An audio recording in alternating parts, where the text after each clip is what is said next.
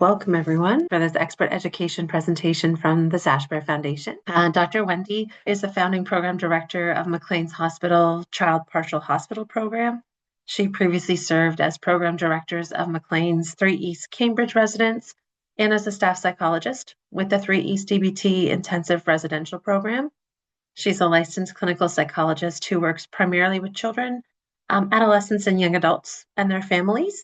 And her expertise includes supporting individuals experiencing emotion dysregulation, non-suicidal self-injury, and suicidal ideation and behaviors.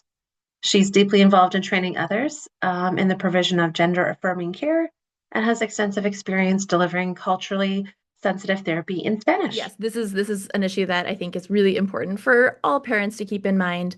And then even more so when we have parents, and I know this is really relevant to the folks who are coming to Sash Bear Talks, when you have a child who struggles with mental health, the risk for burnout is much higher.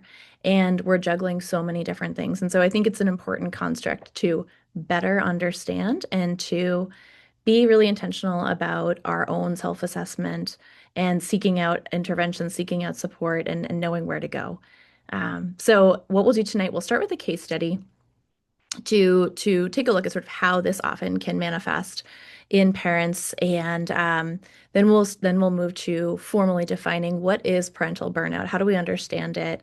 We'll look at the factors that are associated with parent burnout that may predict parent burnout, and then look at outcomes. What happens when somebody's burnt out? What does that look like in parents and in children? And then we'll think about how do we assess it. I want you to leave tonight with tools so that you know where to go to do some better assessment, and then think about interventions to support yourselves. And I would like to end with a brief meditation. I think one of the things that is very painful. And I see as a program director here at the Child Partial, we're working with so many parents who come to us at a time of really high stress. And I see isolation as a huge, huge factor that impacts parent burnout. And maybe shame is involved there, or being too burnt out to seek out resources to connect with others. And so that feeling of I'm struggling, I'm failing my child, or the system is failing me, and I'm alone in it, can be really, really painful. And so I think it's really important for us to make space for each other and know that you're not alone.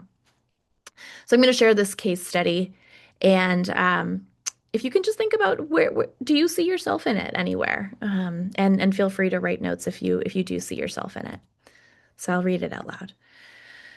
Sarah is a 48-year-old mother with three children, 11, 8, and 4. Her middle child has ADHD and significant anxiety. All three of her children have big feelings, big joy, big fear, big shame, big meltdowns. Sarah and her husband both work full-time. At work, Sarah is competent and high-achieving, a perfectionist, some would say. When her first child was born, despite the normal stresses of new parenthood, she felt overjoyed. Even when she was tired, time with her baby felt precious. After her second child, life grew more complicated. Sleep was scarce, responsibilities multiplied exponentially. Her marriage became coordination. They talked about the kids' schedules, their work, finances, and not much else. By the time her third child arrived, Sarah felt like she was constantly managing crises. Someone always needed something.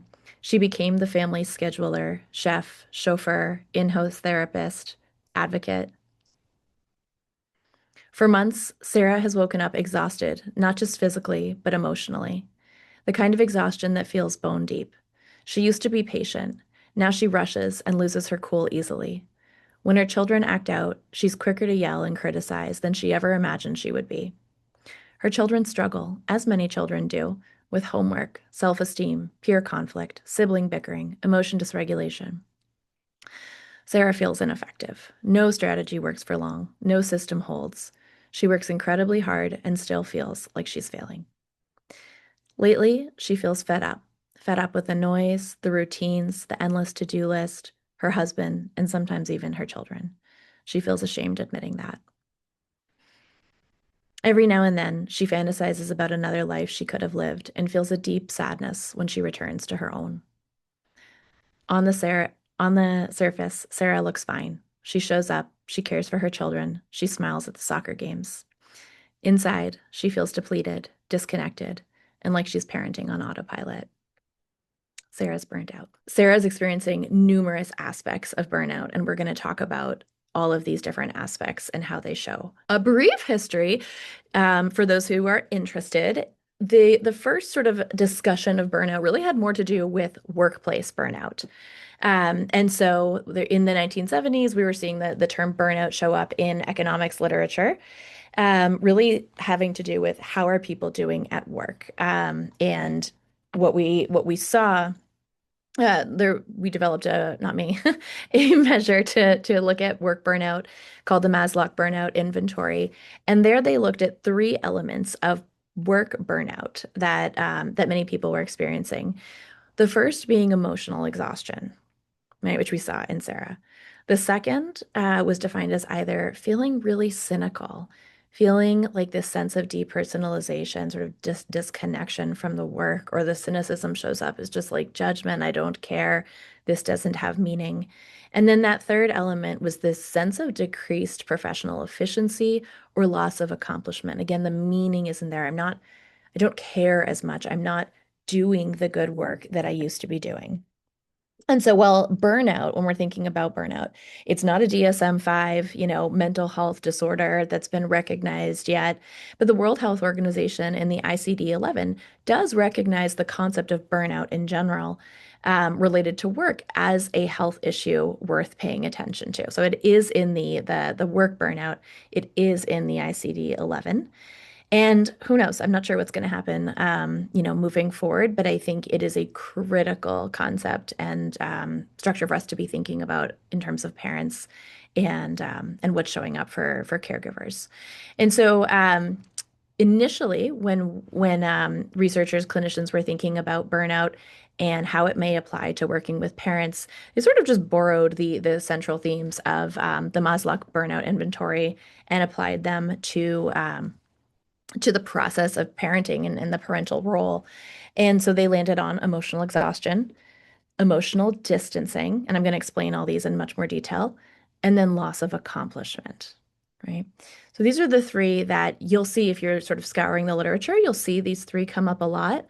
And then a year later, in 2018, Isabel Roskam, who is a Belgian researcher who's been wildly prolific in the world of parental burnout, developed sort of an advanced concept of burnout where she really talks about four different elements of parental burnout. And that's what I'm going to talk about tonight in some more detail. So this first piece is the emotional exhaustion. This is that bone deep exhaustion, right? That Sarah was talking about. This is the second you wake up, nothing's happened yet, and you're just like, I can't, right? This is where maybe your child asks you a quote unquote simple issue, and it feels enormously difficult to approach. The energy is just zapped. Oftentimes, when parents are struggling with that emotional exhaustion, we might say, like, we feel like we're just surviving. We don't feel like we're thriving. We don't feel like we're parenting very well. We're literally just in survival mode. And so that emotional exhaustion is a really critical factor to pay attention to. The next, and I think this one's really important, and I should have added when this four-part model was developed, what I really like about this is they didn't just pull it from Maslow's burnout inventory that had to do with workplace burnout. They worked with tons and tons of parents who were burnt out to better understand their experience, which then led to the development of this more, I would say, nuanced model. So the second one is contrast with previous parental self. This one for me feels emotional at times. And so, Sarah was talking about how in her in the case study on Sarah, she's talking about how she's quick to yell, she's quick to criticize, and like she never thought she would be that parent. And so she's comparing herself to the more idealized version of herself, or the time she had with her child used to feel precious, now it doesn't. Um, this is where we may feel more guilt or shame about the behaviors we're engaging in. Um, Certainly for me, when I think about, moving from one child to a second, the first child, like things felt light and easy a lot of the times. And I think it was so much easier for me to be just really mindfully enjoying sort of every minute if possible. And then when the second came along in conjunction with just like work and everything else going on in the world, oh my goodness, it's a lot harder. And I will sometimes look at that like, ooh, the self I was earlier a few years ago as a parent compared to the self now, that's hard. And so I think that's something that a lot of us do is we're comparing to that previous version of ourselves that we miss, that we long for. The third, which is really sort of new to this model, is this essentially like feeling fed up, like just like I'm done. And so this is again, maybe your child does something that feels really ineffective. You know, you learned in your DBT skills group how to manage, but because burnout is so high, you don't use the interpersonal effectiveness skill, and instead you snap and you feel like I can't, right? Your coping skills are really, really taxed. And for those of you who are familiar with the language we use in DBT, I think when we think about the construct of feeling fed up, I see an overlap here with like this is where willfulness shows up for a lot of us. Like I can't, I won't, and we get a little stuck, right? Which can be really, really hard. So that feeling fed up, and Sarah and her case study was certainly experiencing that feeling of fed upness. And then the final one, which again to me feels like one of the ones that feels heavier and sadder, but you know, everybody's a different experience with each of these, is this emotional distancing from our children. And so this is where, you know, Sarah's showing up to the soccer game. This is where Sarah's smiling. She's signing the form. She's doing what she has to do, but she may not be mindfully present with her kids. She may not take the extra minute to sort of check in with her child or to offer that praise that she's been told is really important to offer. She's feeling more distant. She's doing what she has to do, but she's lost the ability to go above and beyond. And so that piece concern the kids really feel that. They feel that emotional distancing. Sometimes I see in a lot of the parents that I work with, this shows up as like an emotional numbing, right?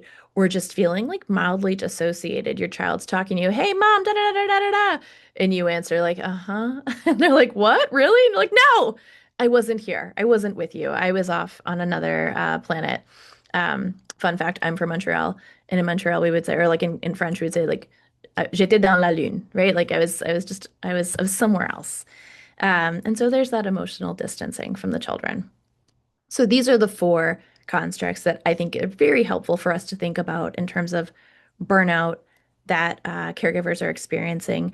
And I want to say in all the research and the thinking on burnout, we're not talking about a burnout as like, oh, I'm having a moment of burnout. Really, we're talking about it as a prolonged sort of process that evolves. We, across time, will move into burnout if it piles up sort of the stressors, the daily stressors are accumulating more and more and more.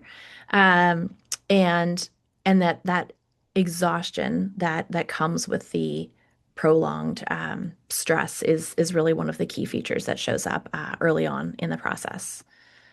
And so here I've got a slide that just demonstrates again, like what we talked about in terms of where we see Sarah experiencing that burnout. I think that autopilot is a good word to demonstrate what it feels like to be emotionally distanced from our child. Okay. Some of the work out there talks about parent burnout as a process, which I think is useful. Here you'll see the language more from the three-part model. But the idea is some of the work has shown that when we're looking at burnout and how does it evolve, typically the first sign is the emotional exhaustion, right? So that is the warning sign. That is the red flag. Like, oh, use my stop skill. I need to recognize something's not going right here. And I want to do my best work to try to prevent getting to the next steps. So the next step for some, it's not always like this, maybe moving to that place of emotional distancing from our children, this moving into autopilot, this just doing the bare minimum because we're surviving and that's it. And then what we see is the emotional distancing, and then the feeling either of ineffective, loss of accomplishment. Again, that's language from the first model we see this bi-directional relationship where maybe the more ineffective we feel, the more emotionally distant we feel, right? And vice versa. And so, who's burnt out? Turns out people across the world are burnt out. And very interesting, there's some really, really interesting data on who tends to be more burnt out. And so, it is a construct that has been studied across the world in many, many different countries across the world.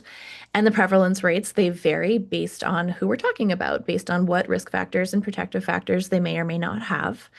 Um, One of the, I think, most interesting sort of pieces of information, and again, I'm encouraging you to think about your own families, your own cultural selves, where your parents are from, belief systems, values in the family. What we see is that there tend to be higher prevalence levels of burnout in countries with a more individualistic culture. And so, oftentimes, that's countries in the West, where we're thinking more about sort of competition. We're thinking about moving up that ladder. We're thinking about self-efficacy. We're thinking about using our voice, all of these things that are great and important, and they are cultural values, a lot of them. And what we see with this very heavy sort of focus on the individualistic perspective is we're not calling on the community as much. And so with this map you see here from a study done by Isabel Roscom and her colleagues, she looked at burnout across 42 countries. And what they found was that burnout was the absolute highest in my country here in the United States, and was also high in Canada as well, and then lower in some of the Central American, South American countries, and it really varied, in Europe and East Asia, Middle Eastern countries, but. And I would encourage you to go to this study if you're interested in seeing specific results from specific countries. But thinking about in my family, in sort of the subculture that I live in whatever country I live in, how much am I leaning on others? How much do I feel like I have to do this myself? And there's pressure to do it myself and on my own, or there's not a system equipped to help support me like there might be in other countries. That's certainly a risk factor.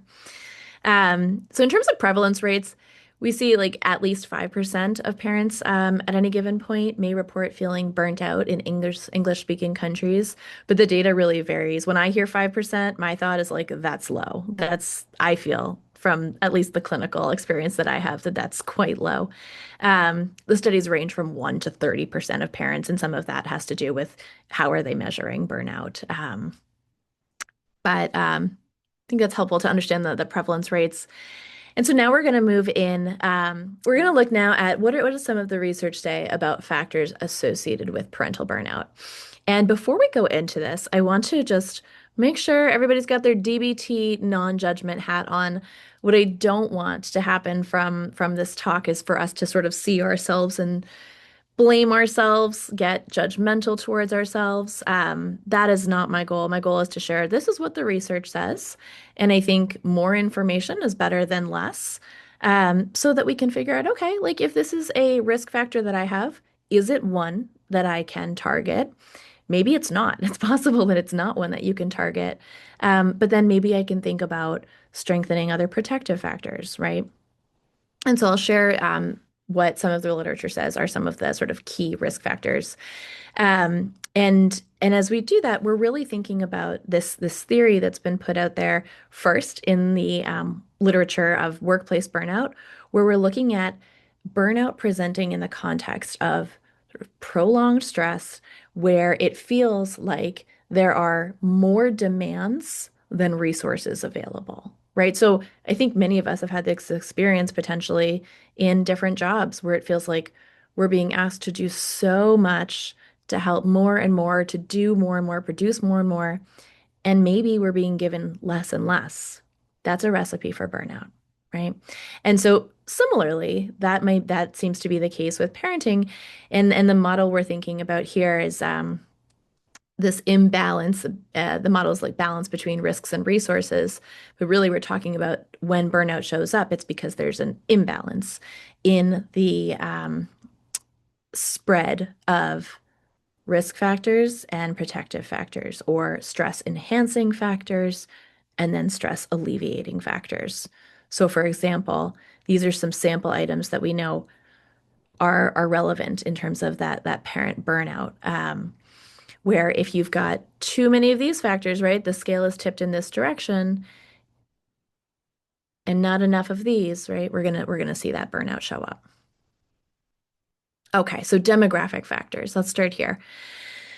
The research, first of all, burnout exists in across genders. That's the first thing to know. There is less literature on burnout in fathers, and that's a problem, although it is starting to get addressed. And the literature to date is showing, perhaps unsurprisingly, that burnout is higher in mothers, generally speaking. There's even one interesting study that looked at between, one of the theories on why it's higher in women is because women are doing more of the caregiving, possibly. However, they've even done some work to show that even when men and women, dads and moms, were doing equal level of work or were equally involved, women were still feeling more burnt out than their male counterparts. And so that is a risk factor for us to keep in mind. Education has been shown to be another risk factor. So fewer years of education, when you have less of education, you may be more likely to struggle with burnout. In part, that may be tied to with less education, there has been perhaps less education on factors that facilitate your preparation to be a parent or to help um, to learn how to use effective coping strategies that, maybe have come from some of your years of education. And of course, none of these findings are true for all people, right? Um, Income level, we see lower income is related to higher levels of burnout. And to me, that makes all the sense in the world. When we don't have enough resources, right? Our burnout is higher. If I could hire a nanny, 24/7, that would make my life easier. I think burnout would come down, right? It may not go away because there's so many different factors that can predict burnout, but certainly it would help. And then family makeup, again, probably no surprise to anybody on the call, but single parents have a greater risk of struggling with burnout because, again, thinking about that demand um, sort of resource balance, the demands are just so high on single parents. So then they've done a number of studies on internal factors and external factors. So we'll start with the internal factors. What are some of the factors that, and again, some of these we can't do much to change, that predict burnout or are associated with burnout. So one is neuroticism, and I'm gonna say like I just don't like the word neuroticism. It feels just judgmental. But when we're thinking about neuroticism, for any of you who took Intro to Psych in college, we're talking about the Big Five inventory, looking at different personality traits that people have. And neuroticism is one characterized by being more likely to just struggle with your emotions. So people who are highly anxious, highly depressed may be also labeled as more neurotic. And again, it sounds judgmental. That's not my intention in sharing this information. These are people who may, at times when, an event happens, people with the higher levels of neuroticism may be more likely to make a negative interpretation of the problem versus somebody else might be like, huh, interesting, and keep moving, right? The person who struggles with that neuroticism may have that negative interpretation more quickly, more automatically. This one I think is super interesting and perhaps relevant in my life. When parents struggle with perfectionism, high levels of perfectionism are more likely to be associated with risk for parental burnout.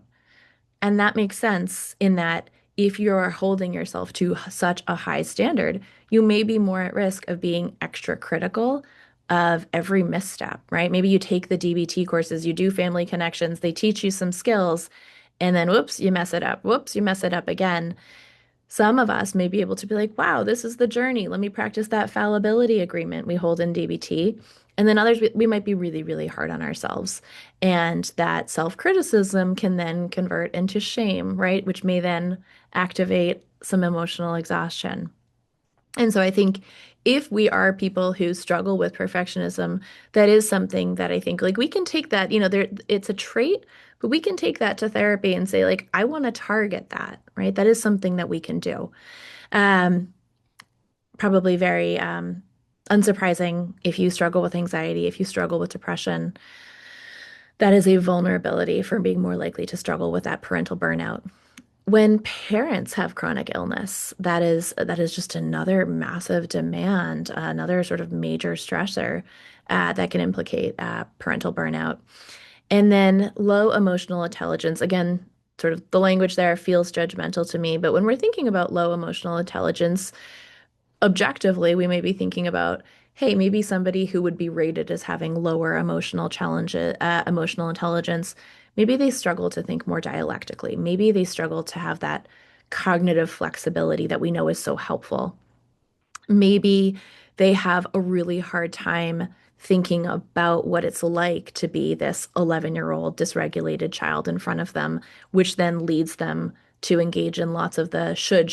He should not be like this. He should be able to do what his sister is doing. And so that is a factor that has been shown to be related to high burnout. And then we've got a lot of protective factors too. So high intelligence, in contrast with the low emotional intelligence, high intelligence, again, that perhaps greater access to taking on to using the information that we've acquired across time to learn to use more effective coping strategies, to be able to sort of logically approach a situation, to break it down into its respective parts and to problem solve, right? Folks who have higher levels of empathy, which I think is really sweet because, many of you are here because your children struggle with emotion dysregulation or struggle with borderline personality disorder. People with BPD are some of the most empathic people I've ever met, right? They feel things deeply. And so I think this is one of the times where we see, like, hey, this is a protective factor. The fact that you are so sensitive and can think deeply about what it feels like to be the other person who's struggling, that is a protective factor. And it's something we want to capitalize on. Um, and really, really support that development of empathy in ourselves and in our kids, and to reinforce it when we see it activated in each other. External support, that should have been in the external factors. That shouldn't be on this slide. But essentially, when we have support from other people, we're less likely to be burnt out. That's a protective factor. Altruism, I won't go through all of these in detail. Altruism, agreeableness, conscientiousness, these are other sort of personality characteristics that have been shown to be negatively correlated with burnout, meaning the more agreeable you are, the less likely perhaps that you are to struggle with burnout. The conscientiousness, we're thinking about really being detailed oriented and just very thoughtful in our approach to various issues. Another one, and again, we can take this to therapy. We can say to our therapist, hey, I want you to help me to have more self-efficacious beliefs. This is really important when we approach situations and talk to ourselves in a way that says, like, I can do this. I can do hard things, right? We're holding that self-efficacy up versus what I think I've certainly thought it, so many parents think in difficult moments is, I just can't, right? And that would be the opposite of a self-efficacious belief. And so one of the skills we want to use is we want to use that skill of mindfulness of current thought to catch when we're not speaking in a way that's fostering self-efficacy. And then there's also been some interesting research looking at parents who are naturally who are more likely to practice self-compassion and care for others are less likely to struggle with burnout. And again, none of these are sort of, I think I'm a very self-compassionate person, and I may at times feel like I'm approaching parental burnout, right? There's many different factors at play here. So those were the internal factors. External factors, what's going on in our world? Some of the research shows when our kids are younger, we're more likely to struggle with burnout. So that's a risk factor. For those of you who have young children, maybe that feels like, okay, there's hope. Maybe it'll get better when my kids get a little bit older. Um, Children with special needs, and so here, in some of the research that is looking at the children with special needs, they're really thinking about a wide spectrum of kids. They're thinking about kids who have physical disabilities, medical issues. They're thinking about kids who struggle with mental health and just need more services, kids who have functional impairments. And so these are kids who are needing a lot of services. They need more time. One of the interesting studies on this specific outcome has shown that sometimes, if there's just one child in the family with one special need, that parent may not be more likely to have burnout. But if you see that there's a family where one child has two special needs or three special needs, right? Maybe they've got ADHD and they're autistic, or they've got lots of issues with like sensory difficulties and they struggle tremendously with depression. All of a sudden, we've got two factors going on, or we have multiple kids, each with different needs.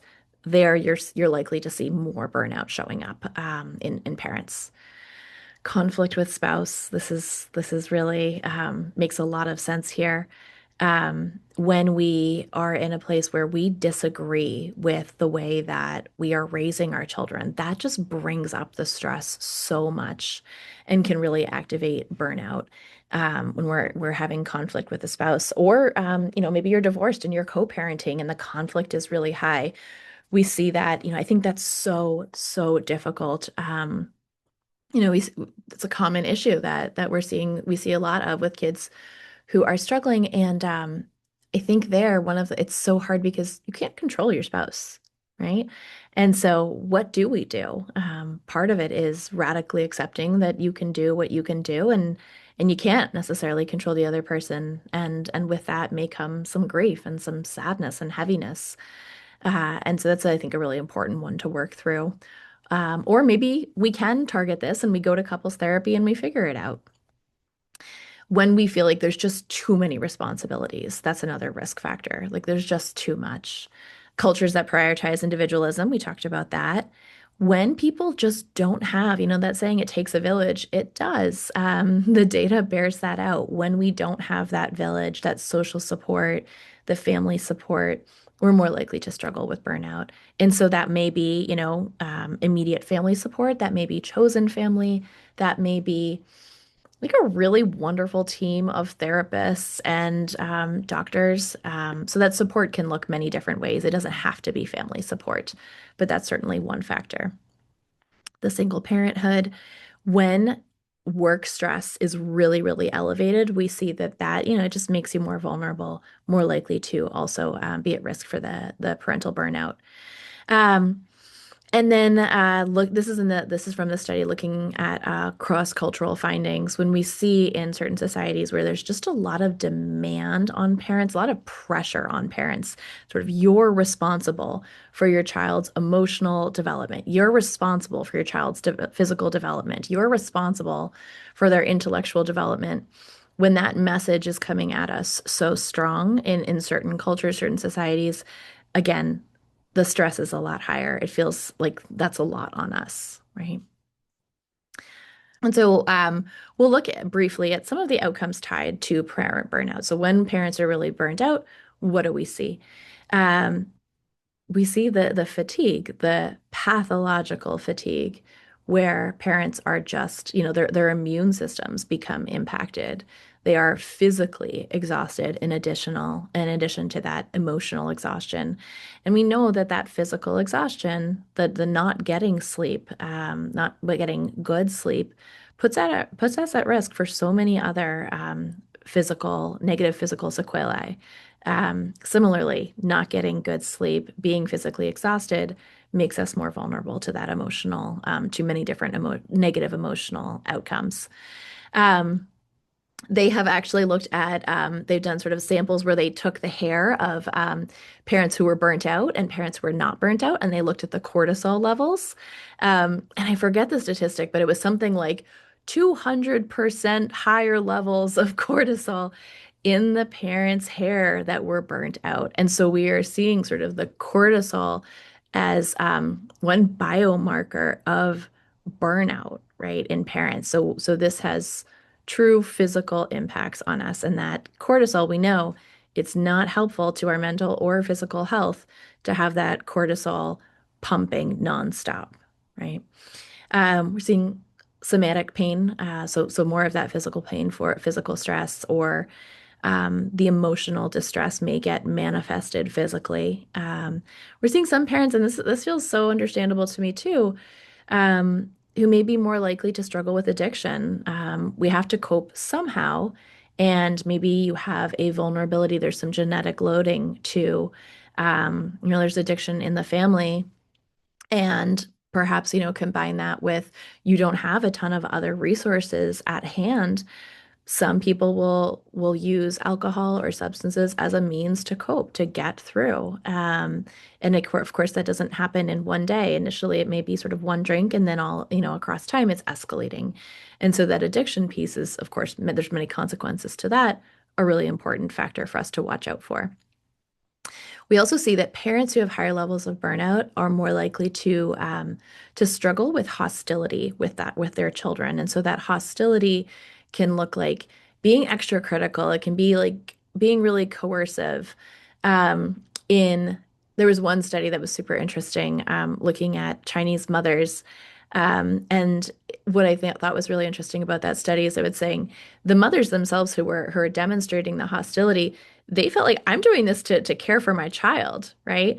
I'm sort of being directive and perhaps at times being critical or sort of pushy in order to support my child and demonstrate love. And that particular study showed that even when the intent was good, that hostility was predictive of adolescent children struggling more with internalizing, so like anxiety and depression problems. And so that hostility then impacts the children and their mental health. When parental burnout gets really high and isn't addressed across time, we see that parents are more likely to struggle with neglectful behaviors, um, which of course we know is very negatively impacts children. And then we're also likely to see higher levels of verbal violence. All of this makes sense if you're thinking about being at your wit's end, you're absolutely exhausted, your cortisol levels higher, you your thinking brain isn't online, like you're being driven by that amygdala, the limbic system, your child does something ineffective, and you just snap, right? It makes sense sort of how people get here. And so the goal is not to judge. We want to understand sort of if you speak DBT, what's my chain, right? How do I get to the problematic behaviors? And then that can help us figure out how do we want to intervene. We also see that the attachment between parents and children struggles, understandably, when burnout is present for some time. And so that secure attachment where the child knows that they can go to their parent will mirror back their strengths. If we see burnout for an extended period of time, that can disrupt that really healthy, secure attachment where the parent feels like that safe person that they can go to, the parent who's mirroring all of the good in the children. And that's what so many of us want to do for our children. And it can be really difficult when the resources are really tight. And then we see, I sort of mentioned this a little bit earlier, when parents are burnt out, we see internalizing problems in children, but also externalizing problems. We see more behavioral issues, negative behavioral outcomes in children whose parents are struggling with burnout. And so, what do we do about it? Well, we have to do some self-assessment, right? We need to figure out, am I burnt out? To what extent am I burnt out? And so there are two inventories out there. The parent burnout inventory is the one that represents that three-factor model that was really based on the workplace burnout model. And then right after that, the same researchers developed really the gold standard. And so this is the one I would direct you to, the parental burnout assessment. And that one is looking at four factors: the emotional exhaustion, the emotional distancing, feelings of being fed up, in contrast with previous parental self. And this is available online. I actually took it. So you can just look this up online. And I think it's really interesting to take and see where are you at. And I'm not sure sort of all the different versions of this there are, but I think the one that I was on gave you like a blurb to sort of summarize the feedback, which is kind of fun to work with and to think about, okay, well, where do I go from here? More informally, we want to look inward. We want to figure out how can I find a few minutes to check in with myself because I think we can be burnt out for a long period of time and just keep pushing forward, keep pushing forward. In that way, we're just sort of resigned to being burnt out. And I think it's really important to slow down and actually face it and to ask, am I burnt out? And if I am, like, how burnt out am I? And can I identify like what are the factors that are most likely to be exacerbating my burnout? Really important question. Do I want to address it? People can tell us to take bubble baths and to go to therapy and to think differently. None of that is going to work. And again, my advice here is not go take a bubble bath. But none of that is going to work if we aren't in a place where we feel like, yes, I want to address this, or part of me wants to address this, right? And that can be really helpful work that we do with the therapist to figure out, well, what are the pros and cons? Because certainly to address it, one of the cons of addressing it is that takes work and that takes energy. And part of burnout is that we don't feel like we have a lot of energy. And so it's not easy, right? But I think that's an important question to be asking ourselves. Do I want to address it? And maybe part of the way we answer that question is by thinking about how do I feel it's impacting my mental health? How do I feel it's impacting my physical health? Like, am I still working out? What's the doctor say about my cholesterol, right? Where's my stress level? How does it feel to move in my body, to chase after my kids? Am I sitting on the couch watching my kids do all the fun stuff? And again, that may be because you've got some kind of disability that makes that impossible. Or it could be because you're sapped of energy and we want to get to a place where you can be up and running after them. How is it impacting my relationships? Burnout can really kill a marriage. And so I think we want to be thinking about what's going on in my relationships. Similarly, friendships, when we're super burnt out, I'll hear parents share with me like, I can't talk to my friends. I've got nothing left. And we know that the impact of isolation is very negative on our mental health. And so, have I lost contact with friends? Have I lost interest in connecting to friends? And then let's actually think about how is this impacting my relationship with my children? And so, do I want to address it? We're asking that question. And then if the answer is yes, I think it's burnout can feel so big and so overwhelming. We've got to break it down. And so we can draft a plan, and an emphasis on draft, right? This can be an iterative process. We want to draft a plan. What are some ways that I can address it? Really concrete. Um, and identify what are the skills that we want to onboard. And then I think just like, some of you on this call may be using a diary card in DBT or your children are using diary cards.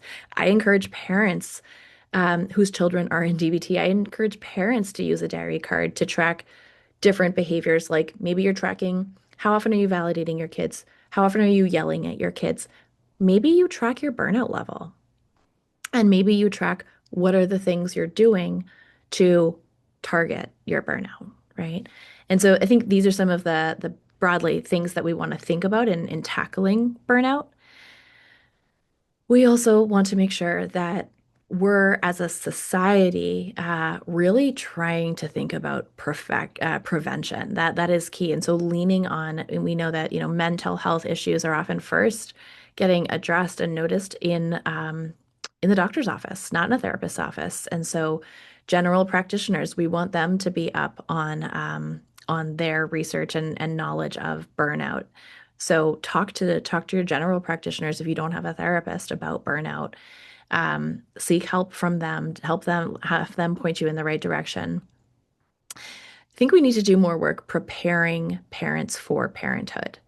And so, any classes, any outreach we can do, especially to the populations that we know based on the data, these populations are more vulnerable. How can we do outreach to these populations to do more work even before somebody chooses to become a parent? I think can be very, very helpful. Orienting parents and parents training and parent trainings to the style of authoritative parenting. And so authoritarian parenting is the kind of parenting that sort of looks like or my way or the highway kid. It's my house, my rule, sit down. I don't care how you feel about it. That's the authoritarian. We know that doesn't have good outcomes. Sometimes when we're burnt out, we get permissive, just like, whatever, just watch Roblox all day. I don't care. I can't do it. Right? That's the permissive style of parenting. Neglectful, that example I gave might sound also in the neglectful category. Permissive, there's also like a lot of love that might come with permissive parenting, but there's no limit setting, and that's a problem, right? Because all of a sudden the kids are sort of, we can't control them, and that may lead us to feel more burnt out. And so authoritative parenting balances being really attuned to your kids, that balance, you're practicing the empathy, the caring how they feel. You want to hear from them, and you're setting limits. Really, DBT is perfect for this, right? We're accepting them where they're at, and we're saying, hey, you gotta move. We've gotta push for change. And so that authoritative parenting style is an important one. I am a huge fan of having couples consider couples therapy even before they have children, right? Along this line of prevention. What do we need to think about in terms of how do we manage stress? How do we communicate when we disagree with each other? What are our shared values? What are our conflicting, perhaps, values? How do we navigate that? I think that prevention work can be really, really useful. And then again, thinking about what are some more at a sort of systemic level, what can we do to offer more? And I think Sashbear does this by providing all of these free online trainings. What can we do to help people who don't have as many resources as other people? Really, really important. This may feel like what? I'm going to talk to my kids about my burnout, but if we do it in the right way, I think it's actually really, really critical. Um, and Dubois in this article talks about finding a way to talk to your kids in a developmentally appropriate manner about your burnout. Because what happens with kids if they see my moms are always yelling at me, or mom and dad like are always bickering, they're saying it's my fault, whatever, they're stressed all the time, they're crying, without a parent to help the child understand the whole process, children start to make up their own narratives. And oftentimes, what they do is they go to an explanation that blames them, and then they sit with guilt. I am the cause of this, right? Um, and so I think it is so important to just name with your kids, like, hey, sweetie, you might notice that like mommy's a lot more stressed lately. And last night I yelled at you. And you know what? I have been yelling more than I normally do.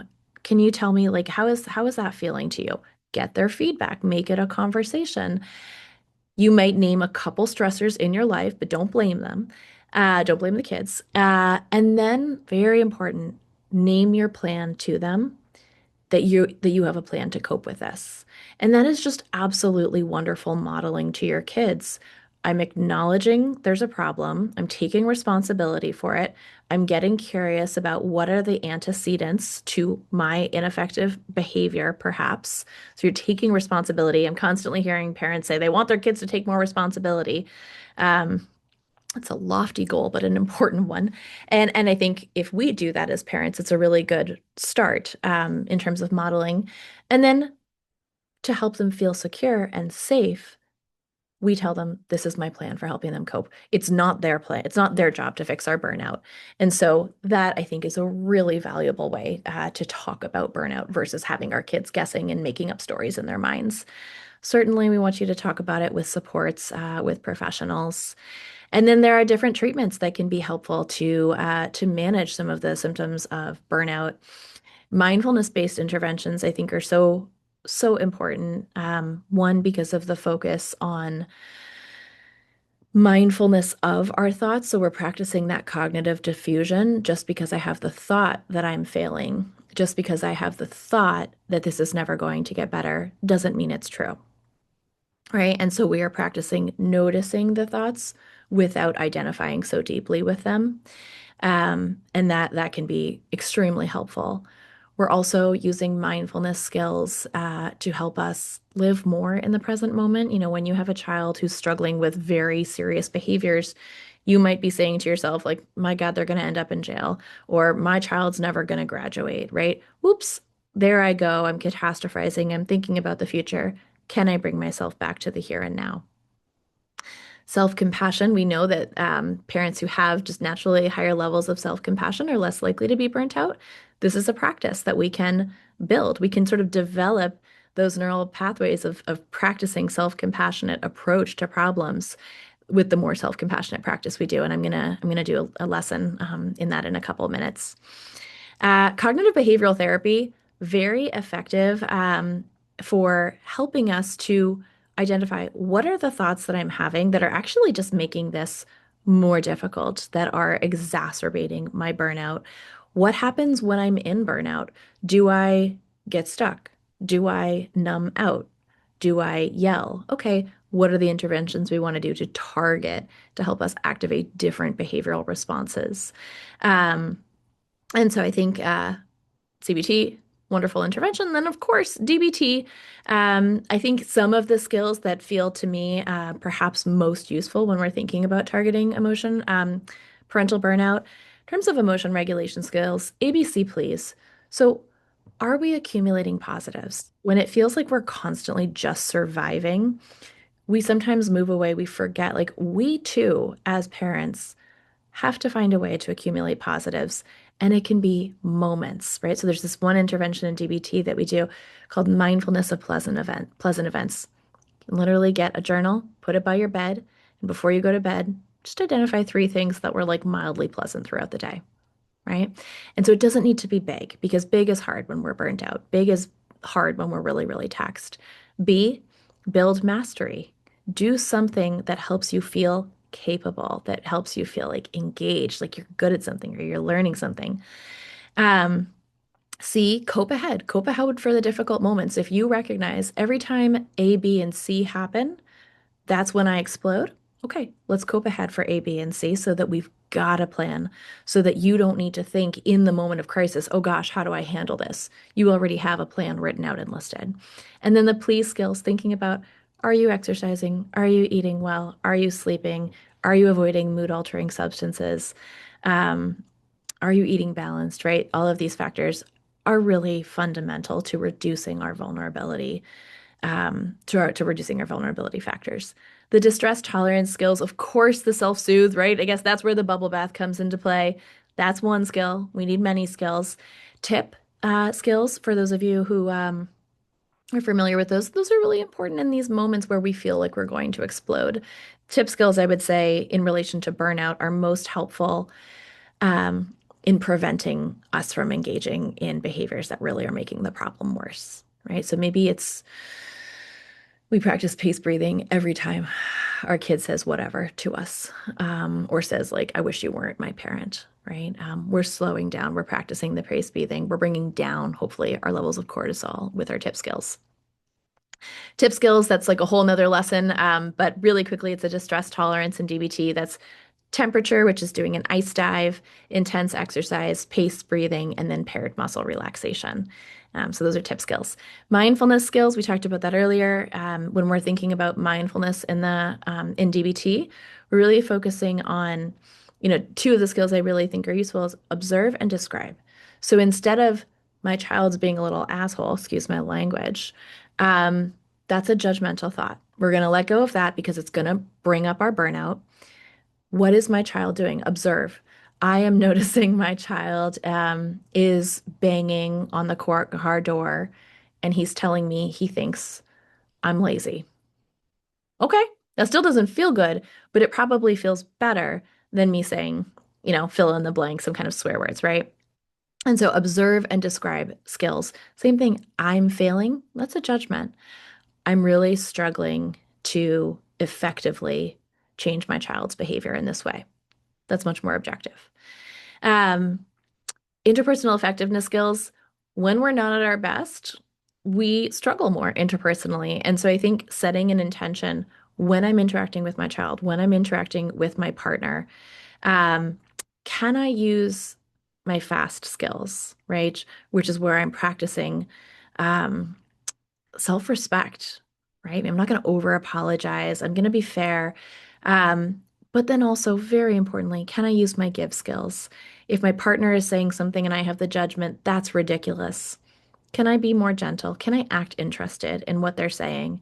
Can I even validate the valid and practice sort of an easy manner? All of this is going to sort of help bring that down, that level of intensity down. So I'm a huge fan of thinking about how can we use DBT skills to manage our burnout.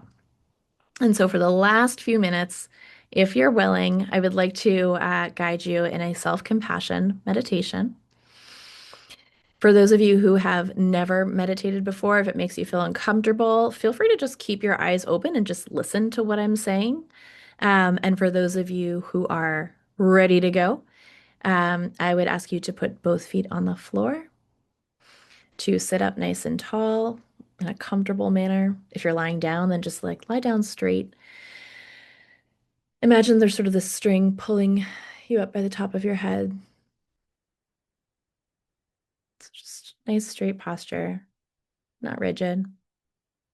And just take a deep breath.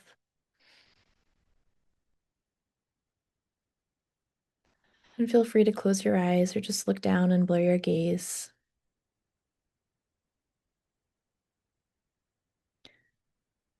So, we're going to do a practice that helps us to foster self-compassion when faced with maybe a mistake or something we've done that we're not proud of. And so, if you're doing the meditation with me, if you can think about something you've done recently that may have been the consequence of burnout, or just like maybe you're not burnt out, but you're really, really stressed, right? Stress precedes burnout. Something you've done that you maybe judged yourself really harshly for. Maybe it was yelling, maybe it was criticizing. Maybe it feels like too overwhelming to think about your child right now. You can think about a mistake you made at work. And just as you think about it, continue to breathe and imagine sort of what was I thinking? What was I feeling? What were my urges? What did I want to do? Bringing it to mind. And we're going to start with mindfulness and self-compassion. There's three components. The first component is bringing mindfulness on board. And so when we're bringing mindfulness on board, we're working to not over-identify with the problem, with an emotion. And so let's say you yelled at your child and then you felt shame. Your experience of that may be, I'm a bad mom. What we want you to do is to use mindfulness to say, shame is present. Just observe and describe what's present. And so take a moment in your mind to just describe what happened. I yelled, and then I saw my child cry. Shame and guilt showed up. And just breathe.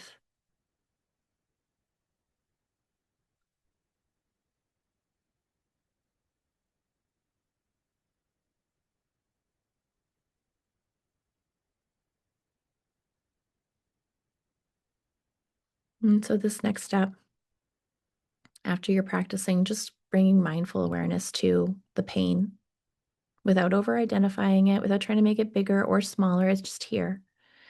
The next step is connecting to our sense of common humanity. I am not alone in this. And so sometimes when we make a mistake, we may be quick to judge ourselves and think that we're sort of uniquely bad at this thing, at this problem. And so this is where we may say, hey, other parents have made this exact same mistake. Or all my dad friends have talked to me about making this mistake. Everyone in the parent group has likely had this thought at some time. Wendy says the parental burnout exists across the world. I'm not alone. So think of a phrase that you can just repeat to yourself in your mind to connect with the fact that you are not alone. To make these mistakes is to be human.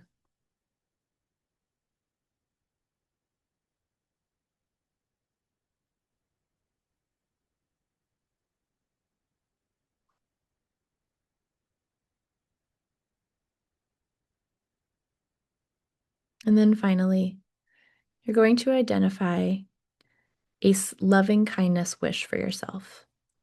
So oftentimes when we're making mistakes, we go to really critical statements. I'm a failure. I'm bad at this, right? What can we say that starts with the phrase like, may I? So it may be something like, may I hold myself with more compassion? Or may I give myself grace? Think for a moment. What do you so badly need to hear? And can you say that for yourself right now?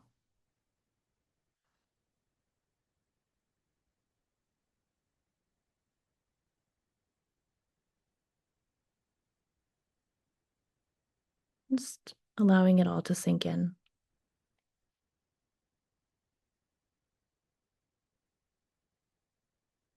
And just take one deep breath, holding it all together, the mindfulness, the common humanity, that loving kindness wish for yourself.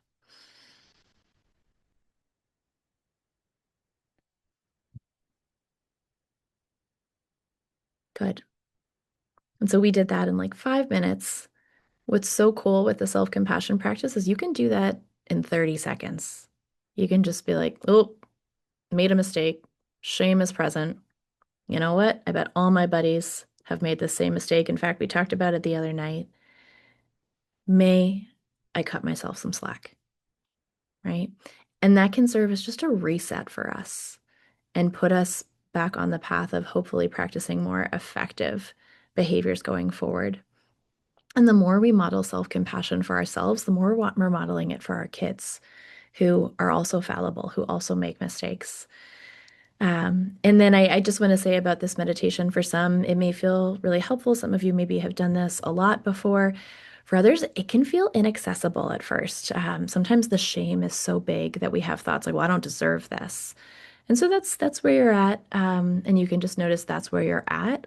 And I would encourage you, if it feels okay to do, keep practicing. Keep practicing the self-compassion.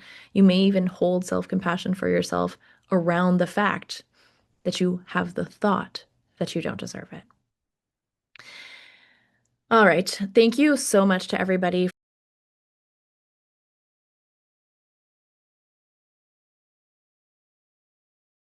Yeah, I don't think it's the way as much that they're talking about it in the burnout literature, but I actually think oftentimes that comes first, you know? Um, I think it's so easy in a partnership when things are difficult to move to that place of like, this person that I'm with is my roommate. And then somehow you go from roommate to, I disagree with this person a lot, or I feel like we're not sharing the responsibilities equal. And so all of a sudden that we move to like Right. contempt and frustration. Um, and then if we don't have enough energy to address that, it can sort of be this like ships passing in the night, this disconnect, which is really, really sad and I think painful. And so I think it's wonderful that people are asking that question so you can think about how to address this and to address it, right? You want to notice, oh, wow, like I've gotten emotionally disconnected from my spouse. What do I want to do about it? And like, do I want to check in with them? Do they feel that way too? One is the actual experience of being exhausted. You know, in the literature, they talk a lot about like waking up and before anything happens, you Mm. have the thought like, nope, can't do this, right? I think paying attention to your inner monologue may may be very enlightening, where you see like, oh gosh, there's emotional exhaustion. There's emotional exhaustion. I think about the language of like, I just can't, or when our judgments are higher, it may reflect emotional exhaustion.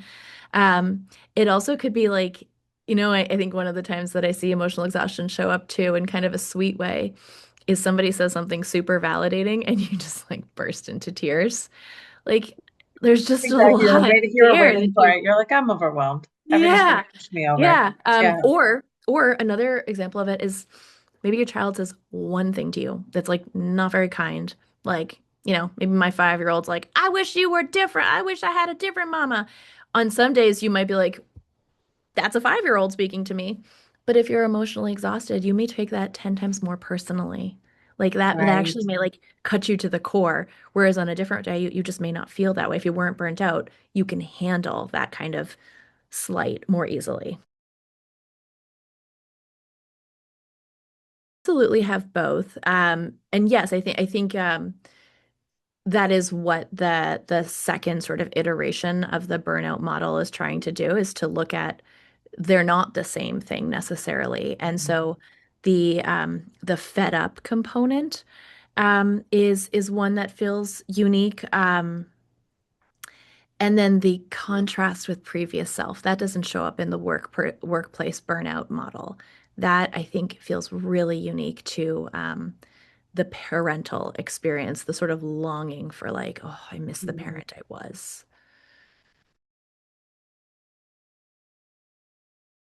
I'm sure people have different opinions of this. You know, when we think about trauma, we sometimes think about what's big T trauma, what's small T trauma. Are we talking about a criterion A trauma in the DSM? Like there was threat to life, somebody's physical integrity was at risk, which would be a criterion for one of the criterion for allowing you to meet PTSD criteria. Right. No, I don't think parental burnout is in that category unless parental burnout leads to, a suicide attempt or leads you to, crash your car, something that then is a criterion A trauma, right? And then Right. maybe PTSD shows up. But yes, I think trauma can also just be so subjective, and depending on what shows up in the context of emotional burnout, I think, if you're looking at a Venn diagram, there's certainly an overlap. Um, Absolutely. I have to think about this myself too. Yeah. When something upsetting happens, it can feel so natural to be like, I'm out. If it's like I'm going to the bathroom, the one place where I get peace, or I'm going to my room, or I'm going for a drive. What we really want to try our best to do is not do that reactively. We want to Right. sort of slow down and say, wow, depending on how old the child is, wow, that really hurt. I can see you're in a lot of pain. Mhm. I want to be my most effective self with you right now, and I can't do that right now. So I'm going to go upstairs. I'm going to use some of my skills and tell them when you're coming back. I'm going to come back when I feel like I can be more effective. I'm going to come back in 5 minutes. But a lot of our kids who have that fear of abandonment, who may have trauma because they were actually abandoned at some point, who have that BPD where that fear of abandonment is getting activated, you have to tell them what you're going to do when you're gone. Like I'm going to use skills. And again, you want to tell them when you're coming back, right? Yeah, and And just then being able to be yeah, for some kids, it may be so excruciatingly painful for them that actually, like, you need to bring this topic to family therapy. And then in family therapy, you guys may come up with a plan where when, dad has to leave or when mom has to leave to go to another room or to go on a drive, here's your coping. Here are the skills you're going to use. So we're sort of, again, coping ahead I like for that that. difficult moment so the child knows what to do. The timing sounds like it's important. Yeah. Yeah. And then I think like Mhm. if you can take a vacation, if you can go away, again, that's not accessible to everybody. That's Right. critical. And in those moments, if you're worried that your child may feel abandoned, giving them some advance notice, telling them why you're doing it, you're also modeling to your child the importance of self-care, right? So like Mhm. it's so hard to say goodbye, but you're modeling like mom has to spend time or dad has to spend time with his friends too. Right. And I think it's really hard to step away sometimes, but it's critical if we can do it, and it's really good modeling. And then when you're gone, there's sweet things that we can do where maybe we leave a note, a surprise note in their closet. We leave a surprise note under their pillow. Small things like that to show this sort of extra level Mhm. of thoughtfulness and like I'm thinking about you. You might, if there's something like an inside joke you have, or like you like to take walks together, you snap a picture and you send them a picture of something you both appreciate, just to show like I'm Yep, still just thinking thinking of of you. you. Oh, I like that. There may be like slight variations depending on your particular child and sort of your history. And so, caveat there that it depends. And one of the things we teach in the program here is the Unified Protocol for Children. And one of the components of the Unified Protocol for Children that we do with parents is to think about how can we help parents model healthy expressions of emotion. And so we want to help parents who get too dysregulated. They're crying, they're screaming, saying, I can't do this, they're storming out. That would be the underregulated dysregulation that we need to Right. target. So we don't want that. We want to bring that down. But we also, sometimes parents, when they're burnt out, are sort of overregulated and they just look flat, Mm, right? And that's actually super upsetting and confusing to kids, especially if there's a change. right. And so with those parents, we want to say, like, say a little bit more, be more vulnerable, right? So some parents need to bring down the vulnerability and not share as much, and other parents actually we want them to say a little bit more. But essentially, you know, we don't want to overshare. We want to think about when I'm sharing, is my child going to feel like this is on them or this is their fault? We want to avoid that, which is again why I think it's important to say, and here's how I'm going to deal with it. And so, for example, in the UPC, we teach thinking traps, which are cognitive distortions. You may share with your child. I love it when parents can share with their child, huh, like, I noticed when you made that comment to me that, like, you wished you had a different mommy. I had the thought, yeah, I'm such a bad mommy, right? That's a thinking trap. They told us about that in program. Here's how I want to think about it differently going forward. And so you just label like, oh yeah, I'm a human. I had that cognitive distortion. I'm catching it and now I'm going to reframe it. Again, such good modeling. One thing I think is just so unbelievably vital for parents is when we're burnt out, we often go to anger, right?